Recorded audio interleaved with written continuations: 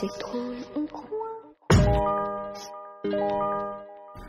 Bonjour à tous et bienvenue dans un tout nouvel épisode de Backstage Podcast. Je suis Grégory Prud'homont et cette semaine je rencontre Olivier Maresque qui travaille à l'innovation pour Pernod Ricard ici en Chine à Shanghai.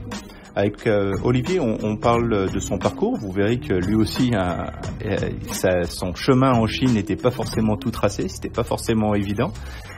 Vous allez le voir, et encore moins aujourd'hui à faire ce qu'il fait, c'est-à-dire à travailler avec des startups, lancer des challenges autour de l'innovation, et on va beaucoup parler d'un des programmes qu'il a lancé cette année avec succès, qui s'appelle Ask Jerry, où ils ont lancé une sorte de challenge pour accompagner des startups qui allaient reprendre un projet interne à Pernod Ricard. Il va nous expliquer le déroulé, les problématiques qu'il a rencontrées auprès des startups, et comment lui, il continue à gérer et à se former pour accompagner l'innovation dans un grand groupe. On passe un bon moment avec Olivier. Je vous invite, si vous ne l'avez pas encore fait, à vous abonner sur iTunes. Parlez-en autour de vous et n'hésitez pas à me dire s'il y a des personnes que vous aimeriez que j'interviewe. À très bientôt.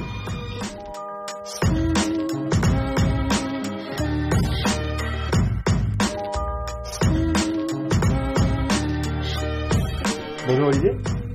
Bonjour Greg. Bienvenue sur un nouvel épisode de Backstage Podcast. Alors moi je suis très content de te retrouver aujourd'hui parce que on se voit beaucoup avec la French Tech, on se voit beaucoup avec toutes les grandes dimensions d'innovation, et finalement c'est un peu ton implication aujourd'hui donc chez Pernod Ricard, et on va rentrer un petit peu plus dans le détail. Mais en gros déjà explique-nous comment toi tu es arrivé en Chine. Ça fait combien de temps que tu es arrivé à Shanghai déjà? Alors je suis arrivé il y a bientôt 5 ans, je suis arrivé en août 2013 exactement. Ok. Et je suis venu, c'était un projet perso en fait. T'étais pas venu pour Pernod à l'époque? Non, à l'époque, donc j'étais en France, je travaillais pour une industrie qui est complètement différente, pour une industrie qui s'appelle maintenant les entreprises du numérique, mais avant on appelait ça les SS2I. D'accord. J'ai bossé dans cette industrie pendant une douzaine d'années. T'avais quel poste? Tu faisais quoi? Alors j'avais démarré comme chef de projet, et mon dernier poste avant de partir, en fait, c'était le responsable d'une unité opérationnelle pour une SS2I qui s'appelle Neuron. D'accord, ok. Et eux t'ont envoyé en Chine? Non, ça reste une UTI, donc ils n'avaient pas à cette époque-là de centre de service en Asie. Okay. Ils en ont ouvert un entre-temps à Singapour. Donc ils ne pouvaient pas m'expatrier. Moi j'avais ce choix-là, je voulais bouger en Asie, je voulais un petit peu découvrir l'Asie. Ils ne pouvaient pas m'accompagner, donc j'ai pris la décision de partir par moi-même en Chine. D'accord, donc tu es arrivé ici, et c'est ensuite ici que tu as été chercher un travail, quoi, en gros.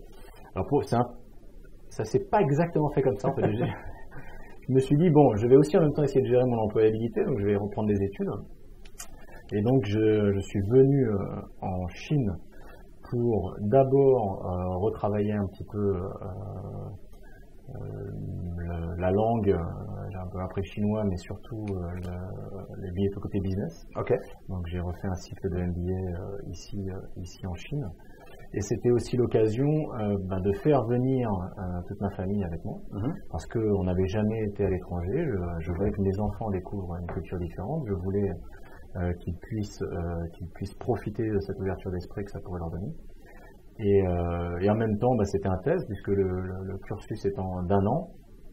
Et si jamais ça marchait pas, on pouvait toujours rentrer en France. Et après 1 an, si jamais ça marchait, je trouvais le moyen de rester.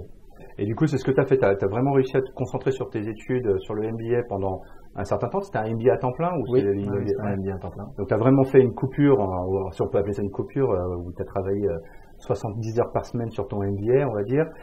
Et ensuite, tu as pu trouver un travail assez facilement, ou le réseau s'est fait au fur et à mesure? Comment ça s'est fait?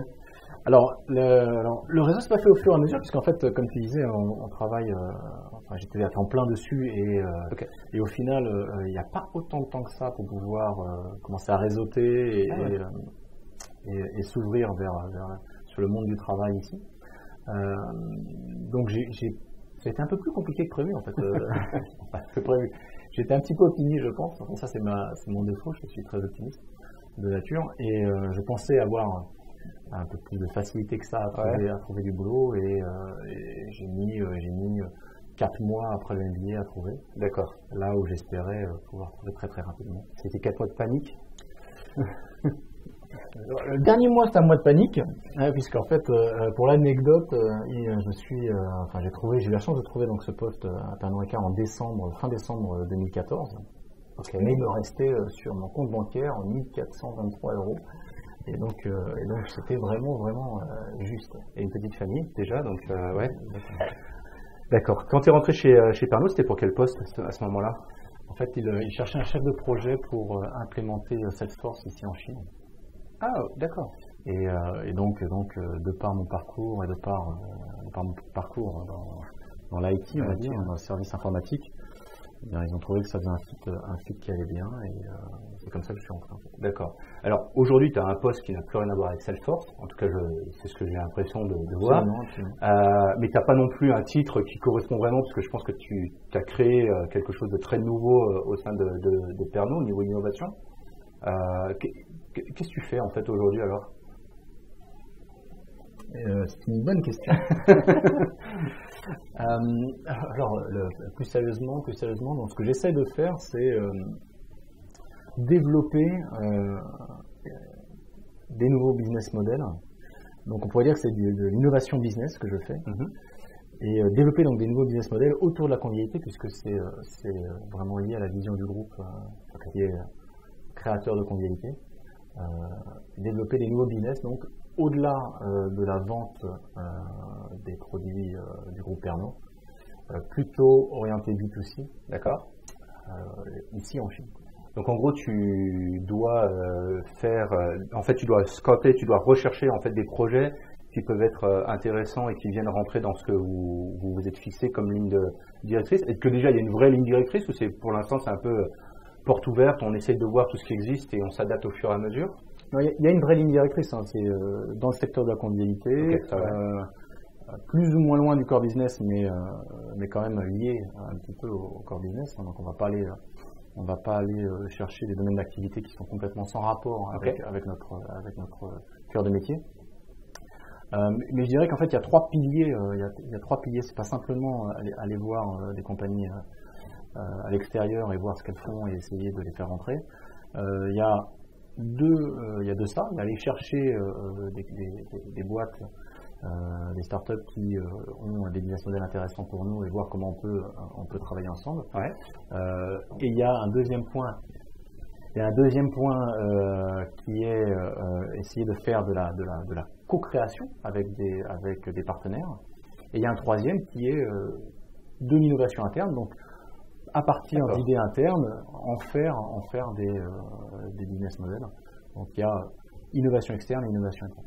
Ça fait combien de temps que tu as pris ce poste-là maintenant? En fait, ça s'est fait au fur et à mesure, mais ça fait 2 ans maintenant. Ça fait 2 ans que je bosse sur ces sujets-là. Parce que là, c'est vrai que il y a eu la French Tech et tu t'es fait assez, je vais pas dire remarquer, mais en tout cas connaître à cause du challenge de Ask Jerry. Qui était un gros projet où vous avez aussi beaucoup communiqué, enfin volontairement, il y a eu un vrai gros travail dessus. Comment ça s'est passé en fait ce projet-là, et où est-ce que vous en êtes peut-être aujourd'hui sur ce que tu peux partager? Alors, quelles étaient les différentes étapes et c'est vrai que c'est un des projets, par exemple. En effet, c'est pas la seule activité, c'est pas la seule activité que j'ai menée jusqu'à présent. C'est un des projets.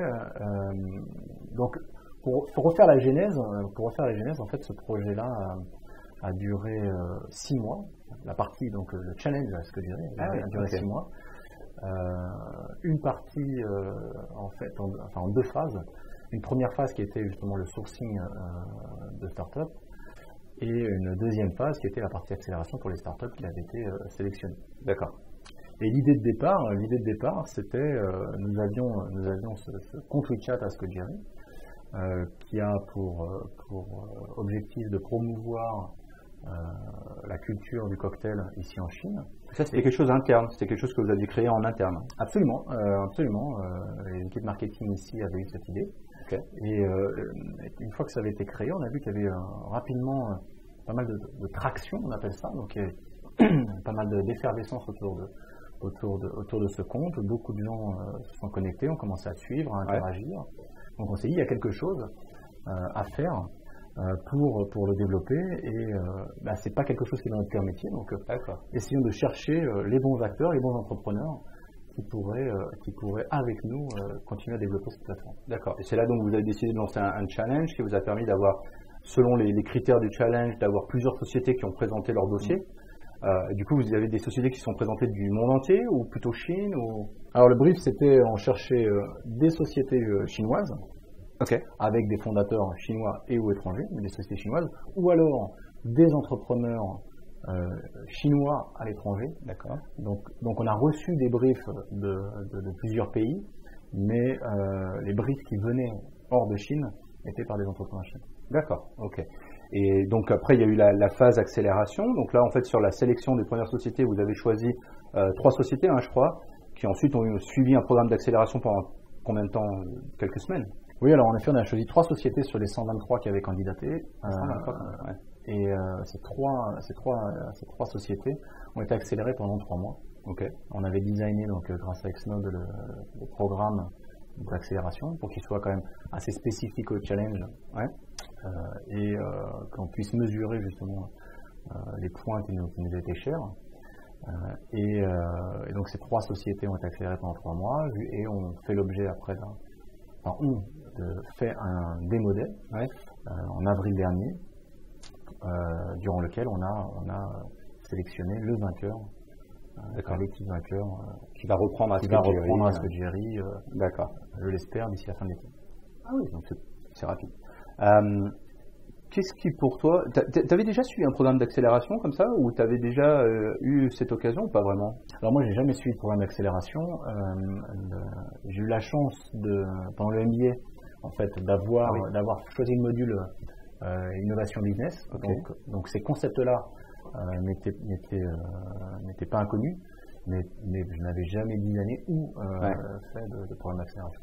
Qu'est-ce qui t'a peut-être le plus surpris ou quels a priori vous aviez en amont sur les boîtes et que finalement les 3 mois d'accélération, parce que 3 mois d'accélération, pour qu'on se donne une idée, c'est un workshop par semaine minimum, c'est des sociétés qui travaillent à temps plein absolument sur le projet, c'est ça. Il y a du mentoring, enfin elles sont vraiment squeezées, quoi. Puis il y a des milestones toutes les semaines. C'est ça, c'est intense. C'est vraiment intense, tu l'as très bien dit. C'est des milestones toutes les semaines, donc des livrables toutes les semaines. Toutes les semaines également des workshops, toutes les semaines des revues de feedback avec les équipes. Donc c'est vraiment intense. Donc j'aurais tendance à dire c'est peut-être cette partie-là qui a été pour moi la bonne surprise, c'est que ça a été bien plus intense que j'espérais et on a livré beaucoup plus de choses, enfin les équipes ont livré beaucoup plus de choses que je m'y attendais. Et du coup, elles partaient de très loin, c'est-à-dire il y a des boîtes qui sont arrivées avec un projet, elles ont été sélectionnées pour un certain projet et en fait elles ont vraiment vite pivoté sur les 3 mois qu'on suivi ou finalement pas trop? Alors c'est vrai que les 3 ont été choisis par rapport à leur idée, leur business plan, donc par rapport à de la théorie. Et quand ils sont accélérés, il fallait passer de la théorie à la pratique et il y a eu pas mal de changements pour certaines d'entre elles. Les 3 équipes avaient 3 niveaux de maturité différents. Une équipe avait déjà une boîte qui tournait, une autre venait de démarrer une activité, donc c'était encore tout récent. Et la 3e, en fait, c'était des entrepreneurs qui se sont mis ensemble pour le challenge, mais qui n'avaient pas d'activité. D'accord. Donc ça a donné des profils différents pendant l'accélération et aussi des challenges différents. Par exemple, l'équipe qui n'avait pas d'activité a dû déjà bien chercher son business model au début. Et là où les équipes qui avaient déjà une activité étaient beaucoup plus carrées sur leur business model, par contre, on leur demandait plus et elles avaient dû quand même démontrer plus de traction, plus de choses concrètes pour être éligibles. Mais alors du coup, sur les 123 sociétés, pour passer de 123 à 3, est-ce que le choix a vraiment été difficile? Les 120 qui restaient, elles faisaient vraiment pas l'affaire? Ou il y a eu vraiment une dizaine de boîtes sur lesquelles les questions s'est posées? Ou en fait, comment vous avez fait votre choix? Ça s'est fait en plusieurs temps. Donc sur les 123, on a fait un premier filtre où j'ai retenu 30 équipes. Après ces 30 équipes, je les ai fait revoir par des membres du top management ici chez Pernod Ricard Chine, donc on en a shortlisté 10 Après ces 10 équipes, on a travaillé pendant un mois avec elles pour les aider à aller plus loin dans leur business plan. Donc on leur a donné des informations sur l'industrie, on les a accompagnés aussi avec notre expertise marketing, commerciale, etc. Et elles ont dû donner un business plan beaucoup plus détaillé, sur lesquels elles ont été jugées par, encore une fois, les membres du top management de Pernod Ricard Chine. Et on en a choisi 3. Donc ça a été compliqué, parce que sur les 10, honnêtement, les 10 avaient du potentiel. Et toi, ça a été difficile de faire le choix des 30 ? Est-ce que tu as fonctionné avec une grille avec des points ou des critères et tu disais, bon, alors celui-là, il a et celui-là, il n'a pas ? Alors oui, en fait, à chaque étape de sélection, il y avait une grille spécifique. D'accord. Puisqu'on savait ce qu'on recherchait. Donc, puis de manière aussi peut-être à être impartial et... Ouais, pas le choix. Absolument. Donc les critères étaient clairs depuis le départ et d'ailleurs on avait été transparent avec les équipes sur les critères de sélection. Ah oui, ça, donc eux savaient sur quel point ils allaient être jugés. Ok. Donc ça a été la grille. Disons que pour le choix de 123 à 30, c'est assez simple quand on suit la grille. Rapidement, il y a un pool de sociétés qui sortent du lot. Donc ça c'est pas le plus compliqué. Par contre, de 30 à 10, ça devient un petit peu plus. Et ça continue comme ça. Le plus dur a été des 10 à 3 pour la phase pour cette phase-là, où en effet toutes les équipes nous plaisaient. Donc il a fallu rester très très carré sur la méthode de sélection.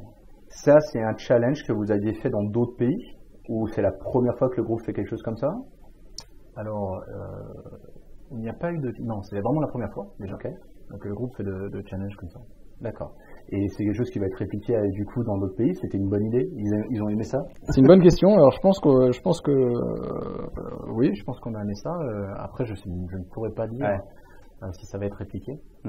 Pour toi, avec tous les projets que tu suis, du coup là on a parlé de celui qui était le plus visible, parce que il y a eu le challenge, il y a eu énormément de monde impliqué, etc. Mais du coup, c'était un bon moyen pour toi de bien qualifier ou finalement, entre ce que tu fais de ton côté, un peu en privé, en direct avec ces sociétés, sans passer par un gros challenge, sans passer par un programme d'accélération, qu'est-ce que tu as préféré aujourd'hui comme concept ? Si c'était à refaire, tu le referais ? Alors en fait, le point c'est que je pense pas qu'on aurait pu faire autrement que ce challenge-là pour ce besoin spécifique. Ah ok. Parce que on avait déjà, en fait, l'idée venait de Pernod Ricard. Donc tout l'enjeu a été de rassurer sur la capacité de l'équipe qui allait être sélectionnée. D'accord. C'est vraiment ça le point et c'est pas simplement en regardant des équipes de façon éparse, en les présentant et en regardant, je trouve qu'elles sont pas mal, qu'on aurait pu le faire. Là, avec un process qui est carré, qui a permis l'implication du management de Pernod Ricard Chine de bout en bout, on a pu choisir l'équipe gagnante de façon sereine. D'accord. Ok. Combien de projets tu suis par an alors du coup est-ce que tu as des KPI là-dessus ou comment ça fonctionne ? Alors ça reste du ad hoc, donc chaque année c'est un peu différent. Là cette année il y a d'autres projets qui sont en train d'arriver. L'idée elle n'est pas de quantifier le nombre de projets, mais plutôt d'arriver au moins à en faire sortir. D'accord. Donc l'année dernière il y en avait 2, cette année on est plutôt à 3 ou 4 projets comme ça qui doivent sortir. Alors aujourd'hui, on entend beaucoup parler de corporate innovation et on voit aussi que beaucoup de grands groupes investissent de plus en plus en direct et donc il y a vraiment cette différence entre les fonds et les grands groupes, on va dire, qui ont développé leurs propres fonds, etc. C'est quoi pour toi une manière simple d'expliquer la différence entre ce qu'un fonds de VC ou PI peut faire et ce que vous faites ? Alors déjà, je vais rappeler le fait que pour moi, l'investissement dans une boîte n'est qu'une dimension de l'innovation. D'accord. Et donc de fait, je travaille également sur la co-création qui peut se faire sans investissement. Ah, ok. Ça peut être du partenariat sans investissement, sans equity. Donc là, en l'occurrence, pour Pernod Ricard, on a donc 2 types d'activités. Une activité au niveau global qui implique un fonds d'investissement, un fonds corporate, et aussi de l'innovation business sans investissement. Donc sur la partie investissement, en tout cas, si on prend les corporate VC, et qu'on compare ça avec les fonds purement financiers, ouais. J'aurais tendance à dire que la difficulté pour un fonds de corporate, c'est de balancer le stratégique avec le financier. D'accord. Je ne vois pas comment un fonds corporate ne pourrait pas quand même mesurer sa performance autrement qu'avec des indicateurs financiers, mais en même temps doit arriver à faire le lien avec le core business. D'accord. Donc c'est une contrainte supplémentaire par rapport au fonds institutionnel. Par contre, l'avantage, c'est de pouvoir s'appuyer sur le core business et l'expertise du core business dans la sélection des sociétés. Parce que vous, en effet, peut-être que l'intérêt, il n'est pas que financier, parce que finalement, ça vient aussi, quand on parlait d'innovation, ou par exemple, c'est des partenariats ou autres, c'est que ça vient servir, en fait, tout le groupe, en fait, sur d'autres problématiques, peut-être, et c'est pas que simplement un résultat financier où on va gagner plus d'argent ou autre, c'est on va faciliter un process interne, on va apporter quelque chose de nouveau qui va faciliter le reste du groupe. C'est exactement ça, c'est tout l'élément de transformation du groupe, transformation de son core business et aussi d'évolution de son core business vers de nouveaux business models. D'accord. Si moi, demain, je voulais être Olivier Marès chez Pernod ou dans une autre boîte, comment t'en es arrivé là, en fait, du coup qu'est-ce que tu as fait? Bon, tu as eu le MBA. Est-ce que pour toi, ce MBA-là t'a permis de venir mettre le diplôme qui manquait pour pouvoir faire ça, ou finalement, t'as été bon en interne Alors tout d'abord, le MBA m'a servi à rien. Ok. Ça c'est clair. Par rapport à ça. Il m'a servi à beaucoup de choses en termes d'apprentissage. Tu en avais besoin, en fait? C'est un besoin que j'avais ressenti. C'est pas le MBA en tant que tel dont j'avais besoin, mais c'est cette prise de recul à un moment où, je bossais depuis 12-13 ans. J'avais envie d'international, pas la capacité d'être accompagné avec ma boîte. Donc c'est plutôt un ensemble de choses qui m'ont fait. C'était peut-être aussi un peu l'excuse pour dire tiens, moi ça me fait une excuse pour partir, quoi. Oui, totalement, ouais. Puisqu'il y avait aussi ce projet de personnel de faire découvrir l'Asie à mes enfants. Donc tout ça a fait que j'ai fait cette année d'un an, et plutôt que de rien faire pendant un an, je voulais que ça soit productif. D'accord. Mais en tout cas, il ne m'a pas servi pour arriver chez Pernod Ricard, parce que c'est plutôt mon background, mon historique, enfin mon expérience dans le service IT qui a été rentré en tout cas, qui m'a permis de rentrer. Et après, ça s'est fait vraiment, c'est les concours de circonstances, en fait. D'accord. Vraiment les concours de circonstances. Une première idée qui germe en interne, moi qui suis ici au bon moment, et puis voilà. Mais enfin, c'est pas Olivier Marès, c'est vraiment un concours de circonstances, et puis c'est surtout c'est une activité qui me plaît. Donc je pense que quand on fait quelque chose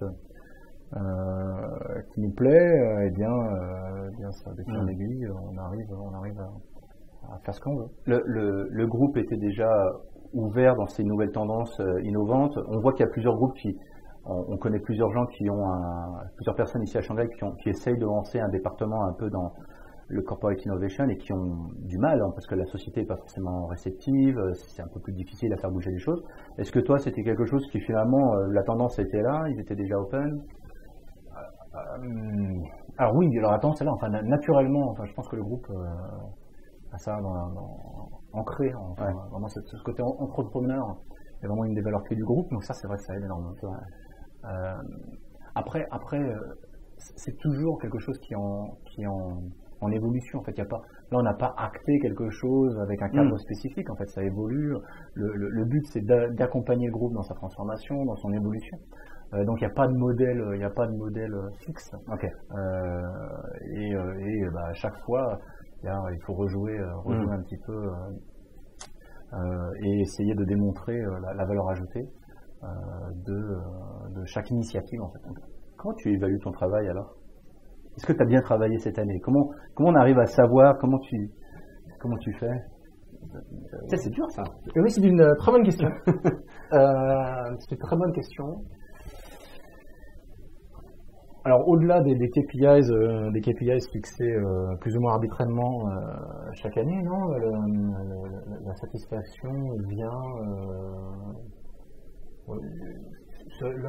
au niveau, alors à mon niveau personnel en tout cas,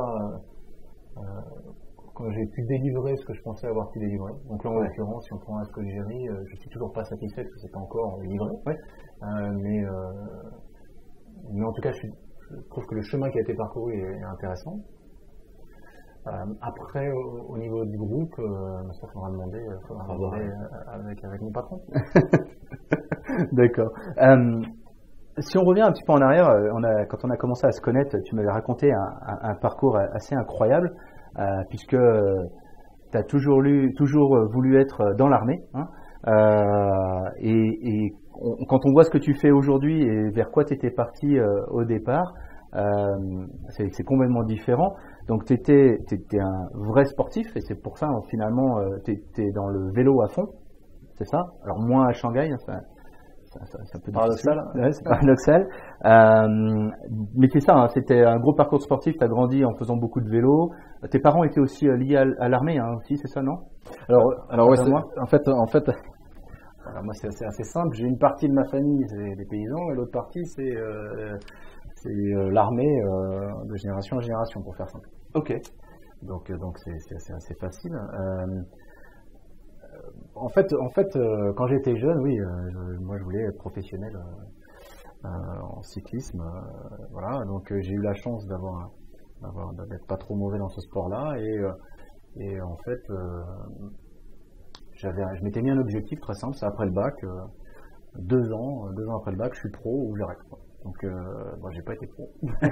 Mais attends, du coup, ça voulait dire quoi? Tu étais déjà en équipe, tu t'étais fait repérer sur des courses ou des choses comme ça? Oui, en fait, c'est structuré. Voilà, il y a plusieurs niveaux d'équipe. Donc, il y a parce que qu'est-ce qui t'a fait croire que tu pourrais devenir pro en fait? Oh, parce que je commençais à gagner des courses, tout simplement. Non, mais oui, c'est une très bonne question, non? J'avais l'ambition d'y arriver. Je gagnais des courses, ça avait l'air d'être assez limpide. Donc par contre, je m'étais fixé des objectifs, c'est-à-dire passe ton bac d'abord, après tu te donnes 2 ans, si au bout de 2 ans je réussissais pas, j'arrêtais. D'accord. Donc je n'ai pas atteint l'objet. Et pendant ces 2 ans, tu fais quoi alors? Du coup, c'est vélo tout le temps? Oui, pour faire simple, c'est vélo à fond. Enfin vélo. Et encadré, tu sais, il y a des. En équipe. C'est très structuré. C'est assuré déjà. On peut pas faire de compétition si on n'est pas dans un club. Donc j'étais dans une équipe et accompagné pour me développer. Et donc t'as pas réussi. Et donc j'ai pas réussi. Des gros regrets ou sur le coup peut-être? Pas de regrets parce que justement on en revient au plan B. Mon plan B c'était d'aller dans l'armée. Ok. Et j'avais la chance. Le plan C c'était paysan? Ouais, le plan C c'était paysan. Non, malheureusement, c'était pas le plan C. Ça aurait pu être un très bon plan C d'ailleurs. Ouais. Je pense qu'il y a beaucoup d'avenir dans l'agriculture. Non, le plan B c'était l'armée. Pourquoi? Parce que d'avoir vécu avec des parents qui ont travaillé dans l'armée, c'est un environnement que je connais bien et que j'ai apprécié. Et en plus, avec les études que j'avais fait, je pouvais tenter d'être pilote dans l'armée de l'air ou officier dans l'armée de terre. Donc j'avais postulé à ces 2 programmes. Et j'ai eu la chance d'avoir été retenu pour l'armée de l'air. Et la malchance de ne pas avoir été retenu pour l'armée de terre, et pour une raison qui est purement personnelle, c'est quand j'ai su que j'avais été sélectionné pour l'armée de l'air, après les différents tests, etc., et que j'allais pouvoir rentrer en école, j'ai complètement pris par-dessus la jambe toute la partie sélection pour l'armée de terre. Sauf que malheureusement, ce qui s'est passé pour l'armée de terre est revenu aux oreilles de l'armée de l'air. Et donc je n'ai pas pu rentrer. Voilà, tout simplement. Aïe, ok. Les programmes de sélection comme ça, j'imagine c'est pas un entretien dans un bureau, c'est quoi? C'est une semaine de test? Ça se fait en plusieurs phases. Pour l'armée de l'air à l'époque, il y avait déjà les dossiers, avec des tests psychologiques. J'imagine que pour l'armée de l'air, déjà il faut être très bon à l'école. En fait, avoir un bon dossier scolaire. C'est pas le dossier scolaire. Il demandait à cette époque-là, en tout cas, un minimum académique. Donc c'était le bac C, maintenant c'est bac S, et ou prépa. Voilà. Okay. Et après c'était tout un programme de sélection. Donc au départ sur dossier, et après il y avait toute une semaine on allait dans une base pour faire différents tests, physique, psychologique, psychomoteur, etc. Et ça se terminait après par 2 jours d'examens médicaux. D'accord. À l'issue duquel le dossier était envoyé en commission pour validation et pour sélection, et si sélectionné après, on part en école à Salon pour 2 ans. Ok. Tu fais refuser sur les 2. Qu'est-ce qui se passe? Qu'est-ce que tu fais après alors? Bon, alors là par contre, c'est la vraie inconnue, pas de plan C. Ouais. Donc on est en début des années 2000, tout début des années 2000, informatique bat son plein, je cherche un travail, j'ai la chance de tomber dans une start-up informatique qui de trouver un poste dans une start-up informatique qui faisait en fait la création et l'hébergement de sites web e-commerce. Déjà à l'époque. Mais toi, tu avais zéro background en IT à cette époque-là. C'était l'avantage quand même d'avoir eu son bac et d'avoir un petit peu de.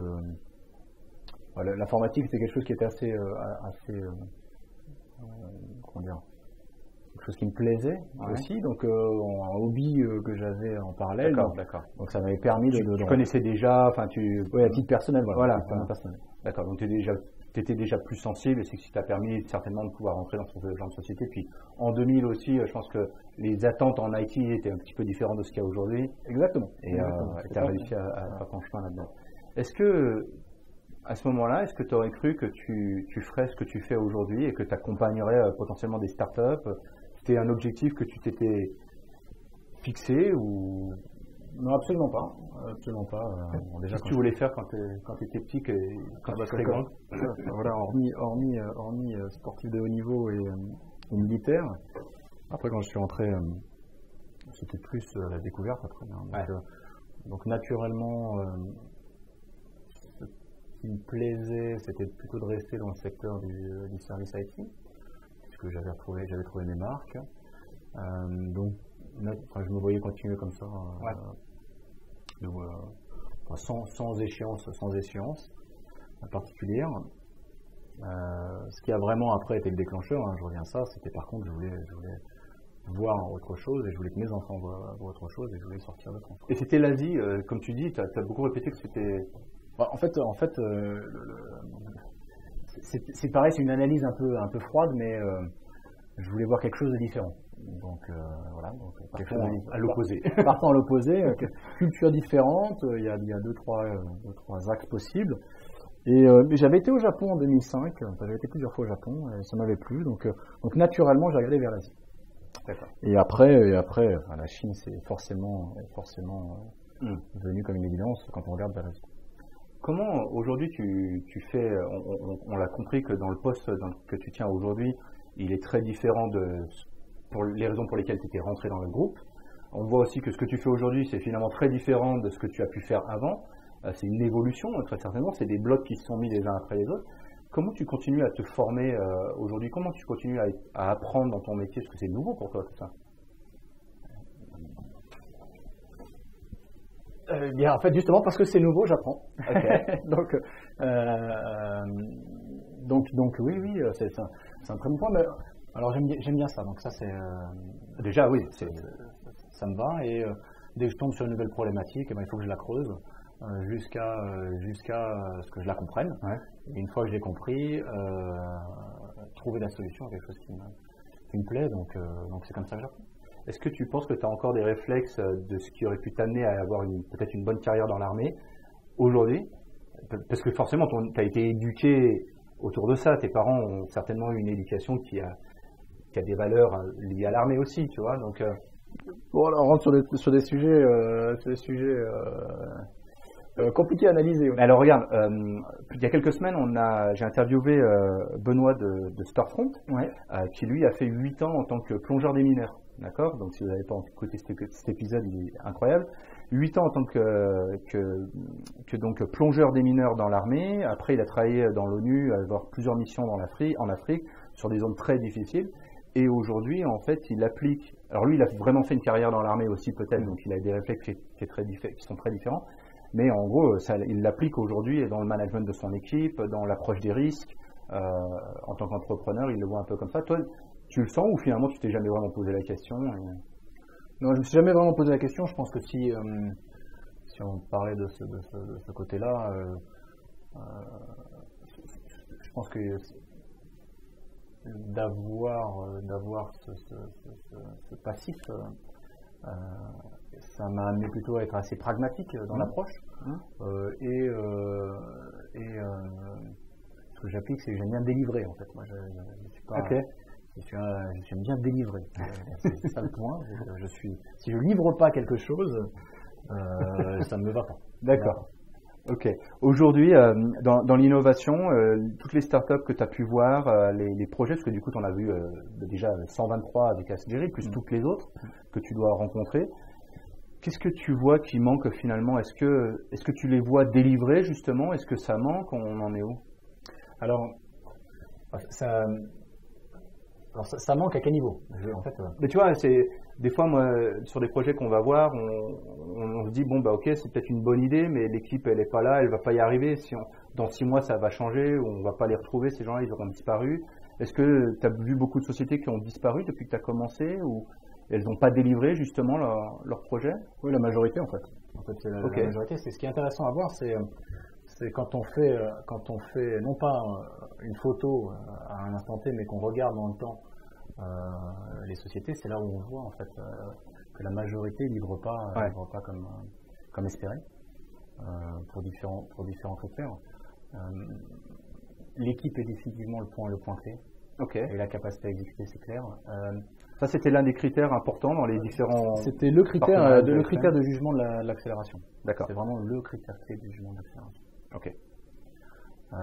Après, je pense que le plus dur, c'est de trouver pour nous la bonne articulation. Paradoxalement, il n'y a pas énormément pour l'instant sur les centaines de boîtes pour l'instant que j'ai vues, je vais en voir 200-300. Il n'y en a pas énormément pour lesquels on arrive à trouver une articulation qui fait sens entre Pernod Ricard et PL. Pourquoi? Par rapport à leur business model, ou c'est plus à une difficulté d'intégration des concepts, ou les deux, des valeurs? Les deux. Même si j'essaie de regarder d'abord les boîtes qui font sens pour nous, en fait, on s'aperçoit qu'il y a pas forcément, ça fait pas forcément du sens justement dans l'analyse. Et deux, quand le moyen de les intégrer, enfin, la collaboration, c'est pas quelque chose de facile en fait. On est sur des espaces-temps différents, les modes de pensée différents. Donc c'est, je pense, le point clé sur lequel je veux travailler encore dans l'avenir pour faciliter justement cette interaction. D'accord. Pour arriver un petit peu vers la fin, est-ce que, si on se reparle dans 3-5 ans, qu'est-ce qui sera passé? Tu auras vu combien de sociétés? Est-ce que tu veux continuer dans ce domaine-là de l'innovation? J'ai l'impression que ça te plaît quand même vachement. On se dit quoi dans 3 ans? Bon, en fait, le point, c'est que j'en sais rien. non, mais le point, justement, je pense que ça, c'est peut-être un point clé, c'est que je me mets pas d'objectif à 3-5 ans. Je réfléchis en marchant Et donc si j'ai quelque chose à dire sur on se voit dans 3 à 5 ans, c'est prenons un verre dans 3 à 5 ans et on se reparlera. Ta famille aujourd'hui, ils comprennent ce que tu fais? Qu'est-ce qu'ils pensent que tu fais Ils savent que je travaille pour Pernod Ricard. Bon, ok, c'est identifiable, c'est une marque qui est connue, mais qui est quand même sur un domaine qui est très très très particulier. L'innovation chez Pernod, c'est. Non, je pense pas qu'ils savent. Je pense pas en fait.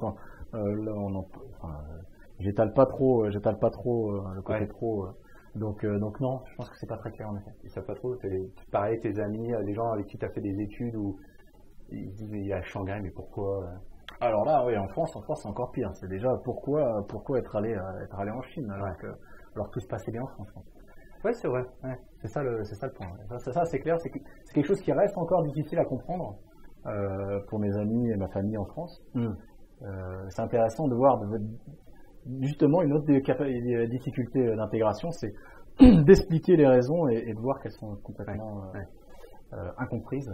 Donc, c'est les débats chaque été quand je reviens en France. Il n'y a jamais, à aucun moment où, bon là aujourd'hui, maintenant tu as ton poste, etc., depuis quelques années, tu es dans un truc qui t'excite, mais il n'y a aucun moment où tu t'es dit, la Chine, ça va être compliqué, ou alors toi, ta situation, et justement, en fait, en France, ils me disent, il faut rentrer, ils ont peut-être raison. Tu vois, sur ces 4 mois, là, entre ton MBA et poste, il n'y a pas un moment où tu te dis, bon, allez, on va rentrer. Le dernier mois, si. Le dernier mois, si, j'étais quasiment prêt à prendre les billets. Non, enfin si, cette question elle se pose tout le temps, en fait, constamment. À un moment donné, il y a toujours des moments où on se pose la question, est-ce que j'ai bien fait, c'est vrai que c'est compliqué. C'est sûr. Mais il n'y a pas de réponse, en fait. Je pense qu'à chaque fois qu'on se pose la question, il faut reposer les choses correctement. Pourquoi on est venu, et après prendre la décision de rester et de repartir. Aujourd'hui à Shanghai, nous on s'est connus via des réseaux, d'accord, on s'est connus via la French Tech entre autres. Tu fais partie de beaucoup de réseaux comme ça et ça t'aide aujourd'hui justement à bien comprendre ce qui se passe ici ou... Alors ça c'est une autre chose que j'ai appris. Ouais. C'est qu'en effet c'est vraiment important de se connecter aux gens et fondamentalement non pas se connecter pour réseauter pour le plaisir de réseauter, mais d'être assez sélectif dans le choix de ces réseaux et pour être impliqué et être vrai en fait en même temps, c'est d'avoir des vraies interactions parce que en fait au final on s'aperçoit que c'est ce qui permet déjà de mieux réfléchir. Moi, ça m'aide beaucoup dans ma réflexion. Et d'avoir d'autres accès potentiels et des opportunités qui viennent comme ça de façon organique. Tu t'es mis tard? Je m'y suis mis assez tard, puisque la première année, j'étais concentré sur les études. La deuxième année, déjà à comprendre un petit peu où j'étais. C'était quelque chose... L'environnement, Pernod Ricard, l'industrie, je ne connaissais pas du tout. C'était un projet, pareil, il fallait livrer, donc plutôt intensif, donc j'étais plutôt la tête dans le guidon. Donc c'est après la deuxième année que je commençais à me poser la question. D'accord.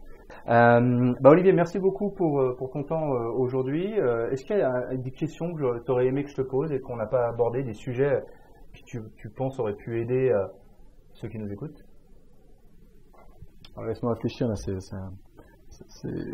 j'ai plein de questions, mais est-ce que il y a une question qui est sympa, c'est est-ce qu'il y a quelque chose que tu aurais aimé qu'on te dise quand tu es arrivé en Chine et que tu savais pas et que tu as découvert et que tu dis si on m'avait dit ça quand je suis arrivé, j'aurais fait les choses différemment? En fait, je pense qu'on me les a dites, mais je les ai pas écoutées à ce moment-là. Donc c'est plutôt ça le point. Je pense qu'on n'insiste pas assez sur la difficulté de venir ici. C'est clair. Et de pouvoir s'installer ici. Quand on n'est pas expatrié, quand on arrive comme ça soi-même et qu'après on est sur place à essayer de faire son front, je pense qu'il faut vraiment bien insister et sur le besoin d'accompagnement, il faut vraiment insister